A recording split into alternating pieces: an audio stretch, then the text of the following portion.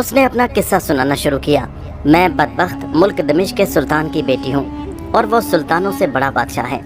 سوائے میرے کوئی لڑکا یا لڑکی اس کے ہاں پیدا نہیں ہوا۔ جس دن میں پیدا ہوئی ماں باپ کے سائے میں ناز و نام اور خوشی خرمی سے پلی۔ جب ہوش آیا تب اپنے دل کو خوبصورتوں اور نازنینوں کے ساتھ لگایا۔ چنانچہ صاف ستھری پریزاد ہمجولیاں عمرہ آزادیاں اور مسابت میں رہتیں اور اچھی اچھی قبول صورت ہم عمر خواصیں سہیلیاں خدمت میں رہتیں۔ تماشا، ناچ گانا اور رنگ رنگ کا ہمیشہ اس طرح کی چیزیں دیکھا کرتی۔ دنیا کے بھلے برے سے کچھ سروکار نہ تھا۔ اپنی بے فکری کے عالم کو دیکھ کر سوائے خدا کے شکر کے منہ سے اور کچھ نہیں نکلتا تھا۔ لیکن اتفاقاً طبیعت خود بخود ایسی بے مزہ ہوئی کہ نہ مسابت نہ ان صاحبزادیوں میں کوئی خوشی محسوس ہونے لگی اور نہ ان ساری چیزوں میں۔ سودائی سا مزاج ہو گیا، دل اداس اور حیران، کسی کی صورت نہ اچھی لگے، نہ بات کرنے کو جی چاہے نہ بات سننے کو۔ میری یہ حالت دیکھ کر سب کی سب پریشان ہو گئیں۔ ایک خواجہ سرا تھا جو ہمارا پرانا نمک حلال تھا، میرا محرم اور ہمراز بھی، اس سے میری کوئی بات چھپی ہوئی نہیں تھی۔ میری وحشت اور پریشانی دیکھ کر بولا کہ اگر بادشاہ زادی تھوڑا سا یہ شربت پی لیں تو مجھے یقین ہے کہ ان کی طبیعت بحال ہو جائے گی اور مزاج میں فرق اور شائستگی آ جائے گی۔ اس کے اس طرح کہنے سے مجھے بھی شوق ہوا کہ میں وہ شربت پی کر دیکھوں، تو میں نے کہا جلدی سے وہ شربت لے آ۔ وہ باہر چلا گیا۔ تھوڑی دیر بعد ایک لڑکے کے ہاتھ اس نے اسی شربت کو بھیجا جس میں برف ڈالی تھی۔ میں نے پیا اور جو کچھ اس نے کہا تھا ویسا ہی اسے پایا۔ اس وقت اس خدمت کے عوض میں نے اسے انعام و اکرام دیا اور اسے حکم دیا کہ ایک سراہی ہمیشہ اسی وقت حاضر کیا کرو۔ یہی مقرر ہوا کہ دن کا یہ حصہ ہو۔ خواجہ سرا روز اسی لڑکے کے ہاتھ شربت سے بھری ہوئی سراہی بھیجنے لگتا اور جب نشہ طلوع ہوتا تو اس کی لہر میں اس لڑکے سے اپنا دل بہلانے لگتی۔ تب اچھی اچھی میٹھی میٹھی باتیں اس لڑکے سے کرتی۔ میرا اس لڑکے سے جی بہلنے لگا اور میں اسے انعام و اکرام دینے لگی اور اس کے ساتھ اٹکیلیاں اور مذاق کرنے لگی۔ میں دل کے شوق کی خاطر اسے روز انعام سے بخشنے لگی، لیکن اتنے انعام و اکرام کے باوجود وہ بدبخت لڑکا انہی میلے کچیلے کپڑوں میں ہمیشہ میرے پاس آتا، جسے دیکھ کر مجھے عجیب سی حقارت محسوس ہوتی۔ میں نے ایک دن پوچھا کہ تجھے اتنا انعام و اکرام ملتا ہے پر تو نے اپنی صورت ویسی کی ویسی پریشان بنا رکھی ہے، کیا وجہ ہے؟ جو تجھے انعام و اکرام اور روپے ملتے ہیں کہاں خرچ کرتا ہے؟ لڑکے نے اس طرح کی باتیں سنی تو آنسو ڈبڈبا کر کہنے لگا، جو کچھ آپ اپنے غلام کو عنایت کرتی ہیں وہ سب تو استاد لے لیتا ہے، مجھے ایک پیسہ بھی نہیں ملتا، کہاں سے دوسرے نئے کپڑے بناؤں جو پہن کر آپ کی خدمت میں حاضر ہوں؟ اس میں میرا کوئی قصور نہیں، میں لاچار ہوں۔ اس غریب کے کہنے پر مجھے ترس آ گیا۔ خواجہ سرا کو فرمایا کہ آج سے اس لڑکے کی صحبت میں تربیت کرو اور اسے اچھا لباس تیار کروا کر پہناؤ اور آوارہ لونڈوں میں اسے کھیلنے کی اجازت بالکل نہ دینا، اسے یہیں رکھو اور اس کی تربیت کرو۔ خواجہ سرا فرمانے لگا ٹھیک ہے جیسا آپ کا حکم، اور اس کی خبر گیری کرنے لگا۔ تھوڑے ہی دن گزرے ہوں گے کہ اچھی خوراک اور لباس نے اس کی حالت ہی بدل ڈالی، اس کا رنگ روپ ہی بدل کر رہ گیا۔ اس کی خوبصورتی دیکھتی تو ایسی اس میں ڈوب جاتی کہ جی چاہتا کہ اسے اپنے کلیجے میں ڈال لوں اور اپنی آنکھوں سے ایک پل کے لیے بھی اسے جدا نہ کروں۔ آخر اس کو مسابت میں داخل کر لیا اور لباس طرح طرح کے اور جواہر اور طرح طرح کے رنگ نسل کے کپڑے اس کو پہنائے اور اس کے نزدیک رہنے سے آنکھوں کو ٹھنڈک اور کلیجے کو سکون ملنے لگا۔ ہر دم اس کی خاطرداری کرتی۔ آخر کو میری یہ حالت ہو گئی کہ اگر وہ کوئی ضروری کام سے میرے سامنے سے ہٹ جاتا تو مجھے چین نہ آتا۔ کئی برس کے بعد وہ بالغ ہو گیا، اس کی مسیں بھیگنے لگیں، اس کی شکل و صورت ہی اور خوبصورت ہو گئی۔ تب اس کا چرچا ہونے لگا۔ دربان، میوڑے، باریدار، چوبدار اس کو محل کے اندر آنے جانے سے منع کرنے لگے کیونکہ وہ جوان ہو رہا تھا۔ آخر اس کا آنا رک گیا۔ مجھے تو اس کے بغیر بالکل چین نہ پڑتا تھا۔ ایک دم مجھے پہاڑ جیسی زندگی اس کے بغیر دکھائی دیتی۔ جب یہ نا امیدی کا حال مجھے ہوا تو ایسی بدحواس ہو گئی کہ مجھ پر گویا قیامت ٹوٹ پڑی، اور حالت یہ ہو گئی کہ نہ کچھ کر سکتی نہ اس کے بغیر رہ سکتی۔ کچھ بس میں نہیں چل سکتا تھا کہ الہی کیا کروں، عجیب طرح کی حالت ہو گئی تھی۔ تب میں نے اپنے اسی رازدار خواجہ سرا کو بلایا اور کہا کہ مجھے اس لڑکے کی اصلاح یعنی اچھائی منظور ہے۔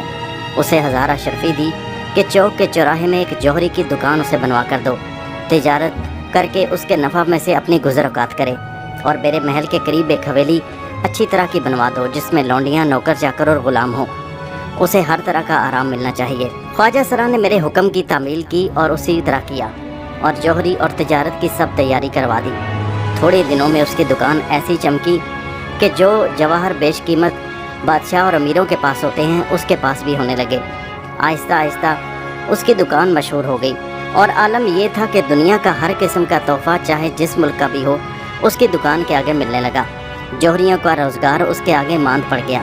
गर्ज उस शहर में कोई उसके बराबर का जौहरी नहीं था। इसी कारोबार में उसने लाखों रुपए कमाए, पर जुदाई उसकी रोज़ बरोज़ नुकसान मेरे तन बदन में आग लगा रही थी। कोई तदबीर न बन पड़ती कि उसको देखकर अपने दिल की प्यास बुझाऊं। आखिर मजबूर होकर उसी अपने राजदार मुलाजिम को बुलाया और कहा कि कोई ऐसी सूरत करो कि मैं उसे देखूं और अपने दिल को करार दूं। और फिर ये एक तरकीब आई कि एक सुरंग उसकी हवेली से खुदवा कर महल में मिला दी जाए और इस तरह वो मेरे पास आ जाया करे और मेरी मुलाकात हो। मेरे हुक्म देते ही थोड़े दिनों में वो सुरंग तैयार हो गई और इस तरह वो ख्वाजा सरा चुपके से उस जवान को उस सुरंग के ज़रिए मेरे कमरे में ले आता। तब तमाम रात शराब कबाब और ऐशो इशरत में गुजरती। मैं उसके मिलने और उसको देखने से सुकून और आराम पाती। वो मेरे देखने से खुश हो जाता। जब फजर का तारा निकलता और मौज़न अजान देता, वो राजदार ख्वाजा सरा उसी राह से उस जवान को उसके घर पहुंचा देता। इन बातों से सिवाय उस ख्वाजा सरा के और 2 दाइयों के जिन्होंने मुझे दूध पिलाया और पाला था, चौथा आदमी कोई भी वाकिफ़ नहीं था। मुद्दत इसी तरह से गुजर गई। एक रोज़ ये इत्तफाक हुआ कि वो ख्वाजा सरा जो उसको बुलाने गया, देखा तो वो नौजवान फ़िक्रमंद और परेशान बैठा है। ख्वाजा सरा ने पूछा, खैर है, क्यों इस तरह दिल गिरफ्तार बैठे हुए हो? चलो वो तुम्हें याद फरमा रही हैं। उसने कोई जवाब न दिया, न ज़बान हिलाई। ख्वाजा सरा अपना सा मुँह लेकर वापस आया और उसका हाल बयान किया। मैं उसकी बात सुनकर परेशान हो गई। अगर ये मुझे पता होता कि इश्क का ये अंजाम होता है और इश्क नमक हराम है और आखिर बेवफाई और बदनामी और रसवाई है, तो इसी दिन इस काम से तौबा कर लेती और बाज आ जाती, फिर उसका नाम ना लेती। फिर होना तो था यूँ, इसलिए ये हरकत हो गई। मैंने उसी ख्वाजा सरा के हाथ उसे पैगाम भेजा कि अगर तुम इस वक्त नहीं आओगे तो न किसी तरह मैं वहाँ पहुँच जाऊँगी, लेकिन मेरे आने में बड़ी कबाहत है। अगर मेरे आने से ये राज फाश हो गया तो तुम्हारे हक़ में बहुत बुरा होगा। ऐसा काम ना करो जिससे मुझे रसवाई मिले और कोई फल न मिले। बेहतर यह है कि जल्दी से आ जाओ और मुझे सुकून मिले। जब ये पैगाम संदेशा गया तो वो नाज नखरे उठाता भोंडी सूरत बनाए हुए वहाँ आ गया। जब मेरे पास बैठा तब मैंने उससे पूछा कि आज क्या खफकी, क्या नाराज़गी है? इतनी शोखी और गुस्ताखी तो तूने कभी नहीं की, हमेशा बिला उज़र आ जाता है। तब उसने कहा कि मैं गुमनाम गरीब हजूर की तवज्जो और दामन दौलत के बायस इस मुकद्दर को पहुँचा हूँ। बहुत आराम की ज़िंदगी है, आपकी जानो माल की दुआ करता हूँ। मुझसे गुस्ताखी हो गई, मुझे माफ़ कर दिए। मैं तो दिलो जान से उसे चाहती थी। उसकी बातों को मान लिया, उसकी बनावटी बातों को दिल से तस्लीम किया और नज़रअंदाज कर दिया। फिर बड़ी मोहब्बत से पूछा कि ऐसी क्या मुश्किल कठिनाई पेश आई जो ऐसा परेशान है? मुझे बता, शायद इसका कोई हल निकल आए। वो कहने लगा, आपके बगैर सब मुश्किलें हैं और आपके होते हुए सब आसानियाँ हैं। दरअसल मेरी हवेली के करीब एक खूबसूरत और सरसब्ज़ो शादाब बाग बिक रहा है और मैं उसे ख़रीदना चाहता हूँ। और सबसे बड़ी मुश्किल तो ये है कि उस बाग के साथ साथ मुझे उस लौंडी को भी ख़रीदना पड़ेगा। लौंडी की कीमत 5000 और बाग की कीमत 5 लाख। वो लौंडी इल्म और मौसीकी में खूब सलीका रखती है, क्या खूब गाती है। इन दोनों का आपस में ऐसा ताल्लुक़ है, बाग और उस लौंडी का, गोया जैसे ऊँट के गले में बिल्ली। जो कोई बाग लेगा उसे कनीज़ की कीमत भी देना पड़ेगी। और तमाशा ये है कि बाग का मोल 5000 और उस बांदी का 5 लाख। मेरे पास इतने पैसे इकट्ठे नहीं हो रहे। मैंने उसका दिल रखने की खातिर अपने उसी मुलाजिम को हुक्म दिया कि सुबह उस बाग की कीमत अदा कर दी जाए और उस लौंडी को भी साथ ही खरीद दिया जाए और उसका हुक्मनामा लिखवा कर इसे सुपुर्द कर दिया जाए और मालिक को उसकी मतलूबा रकम अदा कर दी जाए। इस हुक्म के सुनते ही उसने आदाब बजाया। मेरा हुक्म पाते ही नौजवान फिर से खुश हो गया और रात हमारी यूं ही हंसी खुशी गुजर गई। अगले रोज़ उस गुलाम ने वही बाग उस लौंडी के समेत ख़रीद कर उसके हवाले कर दिया।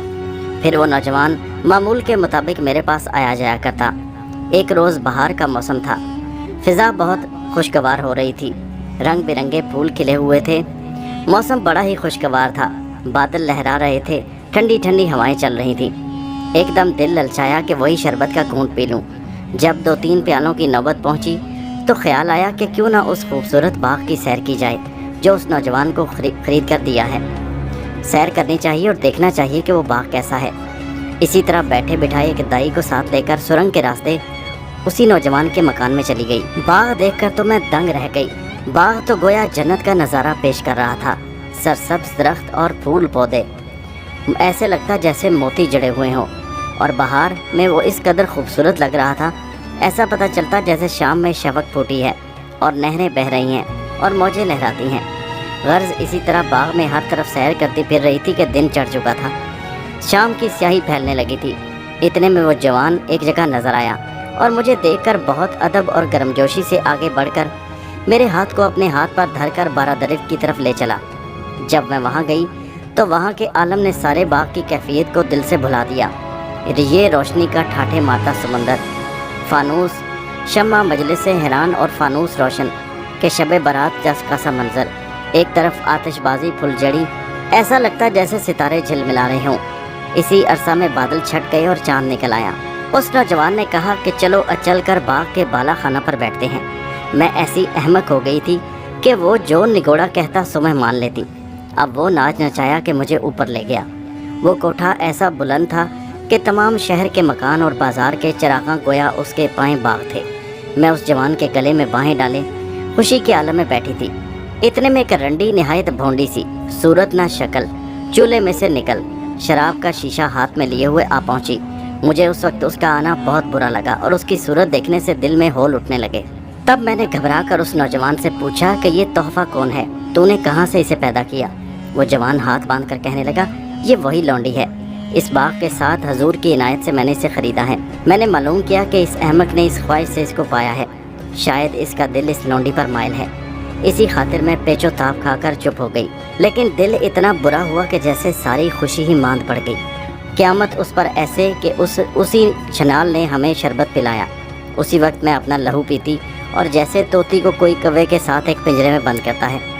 न जाने की फुर्सत बाकी थी और न बैठने को जी चाहता था। किस्सा मुख्तसर, वो शराब बूंद की बूंद थी जिसके पीने से आदमी हैवान हो जाए। 2-4 जाम बेदर्द उसी तेज़ आग के जवान को दिए और आधा प्याला जवान की मिन्नत से मैंने जहर मार किया। आखिर वो रंडी भी बेहया और बदमस्त होकर उस मरदूद नौजवान से बेहुदा अदाएँ करने लगी और वो भी नशे में बेलिहाज हो चला और नामाकूल हरकतें करने लगा।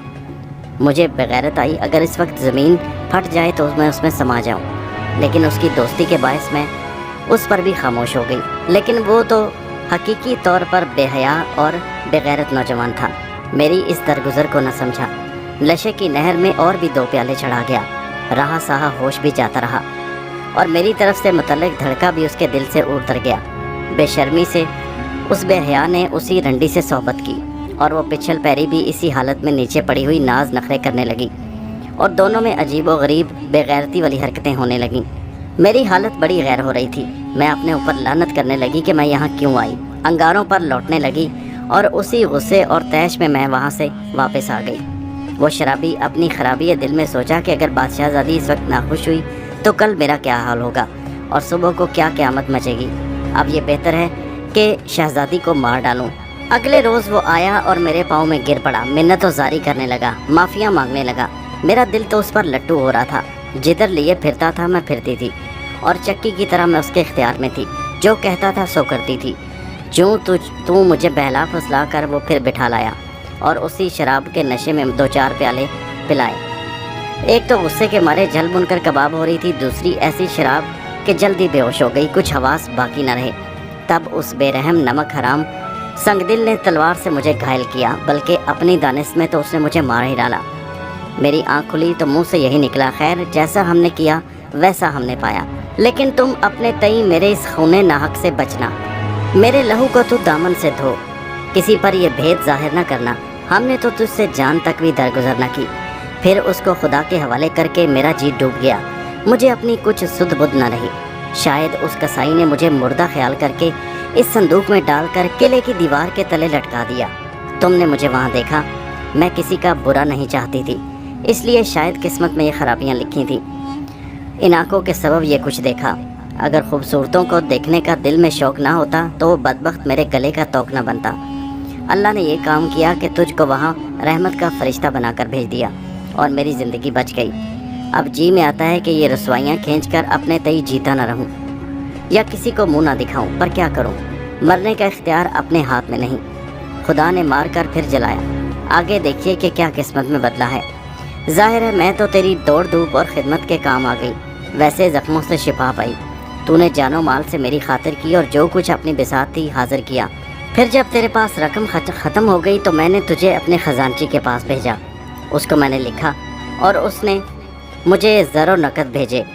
اس نے تیرے ساتھ 2 کشتیاں نقد کی بھیجیں، اور جب تجھے خلعت اور جواہر خریدنے کو یوسف سوداگر کے پاس بھیجا اس کی دکان پر، مجھے یہ بھروسہ تھا کہ وہ کم حوصلہ جلدی آشنا ہو بیٹھتا ہے، تجھے بھی اجنبی جان کر دوستی کا ہاتھ بڑھائے گا۔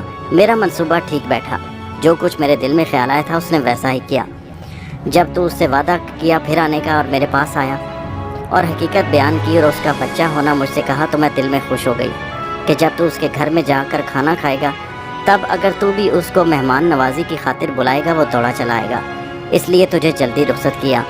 3 دن کے پیچھے جب تو وہاں سے فراغت کر کے آیا اور میرے روبرو غیر حاضری کا عذر شرمندگی سے پیش کرنے لگا، میں نے تیری تشفیع کے لیے فرمایا کچھ بات نہیں۔ جب اس نے رضامندی دے دی تب تو آیا، لیکن بے شرمی خوب نہیں کہ دوسرے کا احسان اپنے سر پر رکھے اور اس کا بدلہ نہ لے۔ اب تو بھی جا اور اسے اپنے گھر کھانے پر دعوت دے۔ جب تو اس کے گھر گیا تب میں نے دیکھا کہ یہاں کچھ اسباب مہمانداری کا تیار نہیں۔ اگر وہ آ جائے گا تو کیا کروں گی؟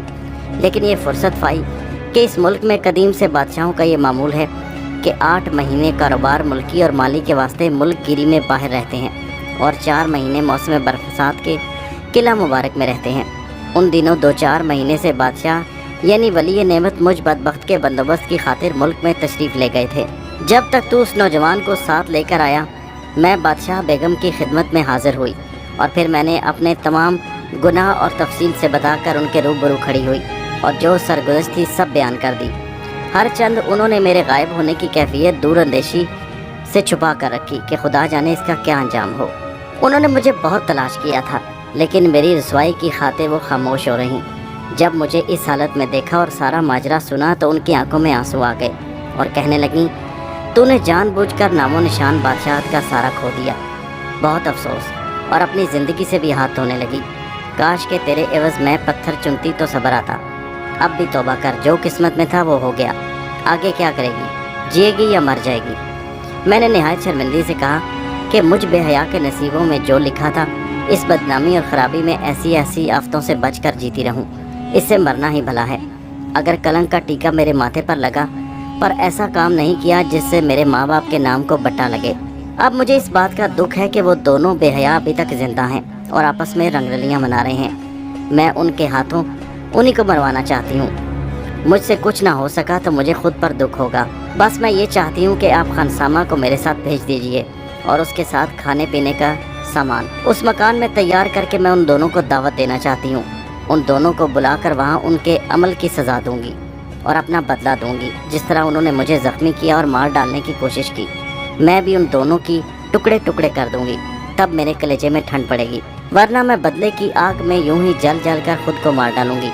یہ سن کر ماں نے میرے درد سے مہربان ہو کر میری عیب پوشی کی، میرے اس عیب کو چھپا لیا اور سارے لوازمات کھانے پینے کے اسی خواجہ سرا کے ہاتھ اور خانسامہ کو بھی میرے ساتھ بھیج دیا۔ اور شام کے وقت تو اس موئے کو لے آیا اور اس کے ساتھ وہ باندھی بھی تھی، اور پھر جب شراب پی کر بدمست ہو گئے تو ان کے ساتھ تو بھی مردہ سا پڑا تھا۔ میں نے حکم دیا کہ ان دونوں کے سر قلم کر دیے جائیں، اور اس نے ایک ہی بار میں شمشیر سے تلوار نکال کر دونوں کے سر کاٹ دیے۔ اور مجھے تم پر غصہ یہ تھا کہ میں نے تمہیں کھانے کی دعوت دی تھی، یہ نہیں دعوت دی تھی کہ 2 دن کی دوستی پر اعتماد کر کے تم ان کے ساتھ شراب نوشی کرو۔ البتہ تیری یہ حماقت مجھے پسند نہ آئی، اسی واسطے جب تو پی کر بے ہوش ہوا تب میرا دل تجھ سے بھی بھر گیا اور میری تجھ سے کیا رفاقت رہی۔ پر تیری خدمت کے عوض میری گردن پر احسان ہے، اس لیے تیری اس حرکت کو میں معاف کرتی ہوں۔ میں نے شروع سے لے کر آخر تک اپنی کہانی تجھے سنا دی، اب تیرے دل میں کچھ اور باقی ہے تو بول۔ جیسے میں نے تیری خاطر کر کے تیرے کہنے کو سب کچھ قبول کیا، تو بھی مجھے اسی طرح سے قبول کر لے۔ اور میں یہ کہتی ہوں کہ اب اس شہر میں میرا اور تمہارا رہنا ٹھیک نہیں، آگے تمہاری مرضی۔ شہزادی اتنا کہہ کر چپ ہو گئی۔ میں تو دل و جان سے اس کے حکم کو سب چیزوں پر مقدم سمجھتا تھا اور اس کی محبت کے جال میں پھنسا تھا۔ پھر جو اس کی مرضی ہو میرے لیے وہی بہتر تھا، تم جو حکم دو گی میں بجا لاؤں گا۔ شہزادی نے میری بات سن کر کہا کہ 2 گھوڑے جو بہت چالاک اور جانباز ہوں اور ہوا سے باتیں کرتے ہو، بادشاہ کے استبل سے منگوا کر تیار رکھو۔ میں نے ویسا ہی کیا، 2 گھوڑے چن کر استبل سے آ کر باندھ دیے۔ جب تھوڑی سی رات باقی رہی، بادشاہ زادی نے مردانہ لباس پہنا اور ہتھیار باندھ کر ایک گھوڑے پر سوار ہوئی اور دوسرے پر میں مسلح ہو کر چڑھ بیٹھا اور ہم نے ایک طرف کی راہ لی۔ جب رات گزر گئی اور دن ہونے لگا تب ایک پوکھر کے کنارے پہنچے، اتر کر ہاتھ منہ دھوئے، جلدی جلدی کچھ ناشتہ کر کے پھر سوار ہو کر چل پڑے۔ راستے میں شہزادی کچھ باتیں کرتی اور یوں کہتی کہ ہم نے تیری خاطر شرم و حیا، ملک، مال، ماں باپ سب کچھ چھوڑ دیا، ایسا نہ ہو کہ تو بھی اس ظالم بے وفا کی طرح سلوک کرے اور ادھر ادھر کی کرنے لگ جائے۔ میں نے اس کا جواب دیا کہ بادشاہ زادی، سب آدمی ایک جیسے نہیں ہوتے، اس پاجی کے نطفے میں کچھ خلل ہوگا جو اس نے ایسی حرکت کی، اور میں نے تو دل و جان سے تم پر فدا ہوں، اور تم نے مجھے جس سرفرازی اور عزت سے نوازا ہے، اب میں تمہارا ہمیشہ داس رہوں گا، غلام رہوں گا۔ میرے چمڑے کی اگر جوتیاں بنوا کر بھی پہنو تو میں اف نہ کروں گا۔ ایسی باتیں ہوئیں اور رات دن چلنے سے ہمیں کام تھا۔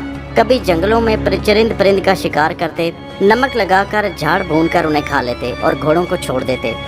گھوڑے چر کر تازہ دم ہو جاتے اور اپنا پیٹ بھر لیتے۔ اسی طرح چلتے چلتے ایک ایسے میدان میں جا نکلے جہاں کوئی ہستی کا نام و نشان تک نہ، آدمی کی صورت تک نہ نظر آتی۔ اس پر بھی بادشاہ زادی کی رفاقت کی وجہ سے عید اور رات شب برات جیسے تھے۔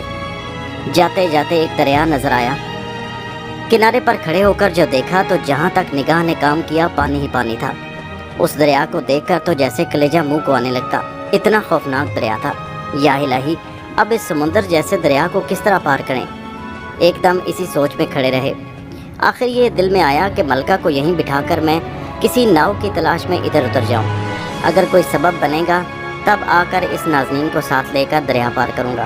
تب میں نے کہا، اے ملکہ، اگر حکم ہو تو اس دریا کو دیکھوں، کہیں ہو سکتا ہے اس کا پاٹ چوڑا کم ہو۔ فرمانے لگی، میں بہت تھک گئی ہوں اور بھوکی پیاسی ہوں، میں ذرا دم لے لوں جب تک تم پار چلنے کی کوئی تدبیر کرو۔ اس جگہ ایک پیپل کا درخت تھا، اتنا بڑا اور اس کی اتنی گھنی چھاؤں تھی کہ اگر 1000 آدمی بھی اس کے نیچے بیٹھ جائے تو اس پر دھوپ نہ پڑے۔ وہاں اس شہزادی کو بٹھا کر میں آگے چلا، چاروں طرف دیکھ رہا تھا کہ کہیں بھی زمین پر یا دریا میں کسی انسان کا نشان نظر آ جائے۔ بہتر آگے پیچھے ہاتھ پاؤں مارا، کہیں کچھ نظر نہ آیا۔ آخر مایوس ہو کر وہاں سے پھر آیا تو یہ دیکھ کر میں ہکا بکا رہ گیا کہ وہ پری اس پیڑ کے نیچے نہیں تھی۔ اس وقت میری کیا حالت ہوگی تم سمجھ سکتے ہو۔ میں دیوانہ اور باولا ہو گیا، کبھی درخت پر چڑھتا اور ڈال ڈال کہیں دیکھتا، ہاتھ پاؤں چھوڑ کر زمین میں گرتا اور اس درخت کی جڑ کے آس پاس دیکھتا، کدھر جاؤں؟ بے بسی پر رونے لگتا۔ کبھی پچھم سے پورب کو جاتا، کبھی اتر سے دکشن کو دوڑتا، غرض یہ کہ بہتری خاک چھانی، لیکن اس گوہر نایاب کی نشانی نہ نظر آئی۔ جب کچھ بس نہ چلا تب روتا اور خاک سر پر اڑاتا تلاش پر کہیں کرنے لگا۔ دل میں یہ خیال آیا کہ شاید کوئی جن اس پری کو اٹھا کر لے گیا ہے اور مجھے یہ داغ دے گیا ہے، یا اس کے ملک سے کوئی اس کے پیچھے لگا چلا آیا، اس وقت اکیلا پا کر اسے اٹھا کر لے گیا۔ ایسے خیالوں میں گھبرا کر کپڑے وپڑے پھینک پھاٹک دیے، ننگا منگا فقیر بن کر شام کے ملک میں صبح سے شام تک ڈھونڈتا پھرتا اور رات کو کہیں پڑ رہتا۔ سارا جہاں روند مارا، پر اپنی بادشاہ زادی کا نام و نشان کسی سے نہ سنا، نہ سبب غائب ہونے کا معلوم ہوا۔ تب دل میں خیال آیا کہ جب اس جان کا تو نے کچھ پتہ نہ پایا تو اب جینا کیسا؟ کسی جنگل میں ایک پہاڑ دکھائی دیا، تب اس پہاڑ پر چڑھ گیا اور یہ ارادہ کیا کہ اپنے آپ کو گرا دوں، کہ میرا سر منہ پتھروں سے ٹکراتے ٹکراتے پھوٹ جائے گا تو اس مصیبت سے بھی آزاد ہو جاؤں گا۔ یہ دل میں کہہ کر میں چاہتا ہوں کہ اپنے آپ کو گرا دوں، بلکہ میرا پاؤں بھی اٹھ چکا تھا کہ کسی نے میرا ہاتھ پکڑ لیا۔ مجھے اچانک ہوش آ گیا، دیکھتا ہوں تو ایک سوار سبز پوش منہ پر نقاب ڈالے مجھ سے کہتا ہے کہ تو اپنے مرنے کا ارادہ کیوں کرتا ہے؟ خدا کے فضل سے نامید ہونا کفر ہے، جب تک سانس ہے تب تک آس ہے۔ اب تھوڑے دنوں میں روم کے ملک میں 3 درویش تجھ سار کے ایسے ہی مصیبت میں پھنسے ہوئے ہیں اور ایسے ہی تماشے دیکھے ہوئے تجھ سے ملاقات کریں گے، اور وہاں کے بادشاہ کا آزاد بخت نام ہے، اس کو بھی ایک مشکل درپیش ہے۔ جب وہ تم چاروں فقیروں کے ساتھ ملے گا تو ہر ایک کے دل کا مطلب اور مراد جو ہے بخوبی حاصل ہوگی۔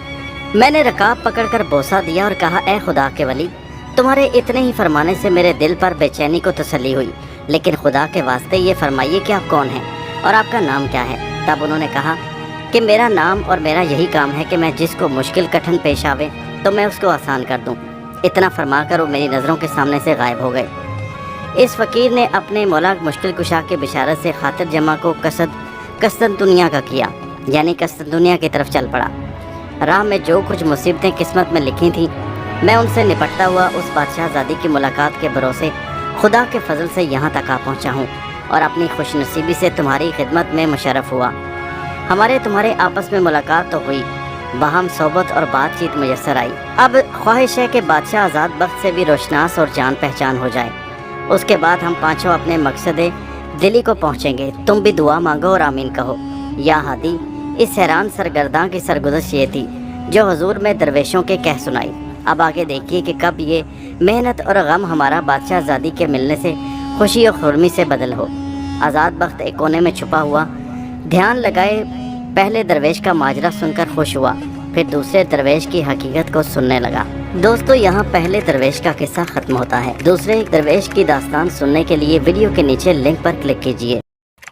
अगर यहाँ तक वीडियो देखी है तो सब्सक्राइब भी कर ही लो यार, क्या जाता है। और कमेंट में अपने राय ज़रूर देना कि ये वीडियो कैसी लगी, और लाइक तो लाजमी करना क्योंकि मुझे अच्छा लगता है। शुक्रिया।